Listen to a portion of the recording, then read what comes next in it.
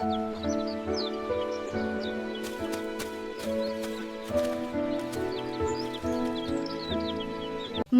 দেখো রান্নাটা প্রায় হয়ে এসছে, আর একটু পরেই আমরা খেতে বসবো। তুমি কি তোমার কাপটা নিয়ে রেডি আছো সোনা? হ্যাঁ মা, আমি খুব খিদে পেয়েছি, দারুণ গন্ধ বেরোচ্ছে। বাবা, সাবধানে যেও। সাবধানে থেকো, বিকেলে তাড়াতাড়ি চলে এসো। ঠিক আছে মা, আমি আসছি। তোমরা ভেতরে চলো এবং সবাই ভালো থেকো। বাগান করা খুব আনন্দের কাজ। প্রকৃতির মাঝে সময় কাটাতে আমার অনেক ভালো লাগে। চলো আমরা প্রতিদিন এভাবে গাছের যত্ন। শান্তি আর আধ্যাত্মিকতায় ভরপুর এই মুহূর্তটি যেন আমাদের হৃদয়ে পরম প্রশান্তি নিয়ে আসে, যেখানে আমরা সবাই মিলে স্রষ্টার কাছে দোয়া ও প্রার্থনা করি। মুরগির মাংসটি মশলার সাথে খুব সুন্দরভাবে মিশে যাচ্ছে এবং রান্নার সুঘ্রাণ চারদিকে ছড়িয়ে পড়ছে।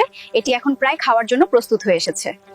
আজ অনেক দিন পর সবাই একসাথে খেতে বসলাম। খাবারটা একদম জিভে জল আসার মতো হয়েছে। সত্যিই তাই, সবকিছুই খুব সুস্বাদু দেখাচ্ছে। চলো আজ তৃপ্তি করে খাওয়া যাক।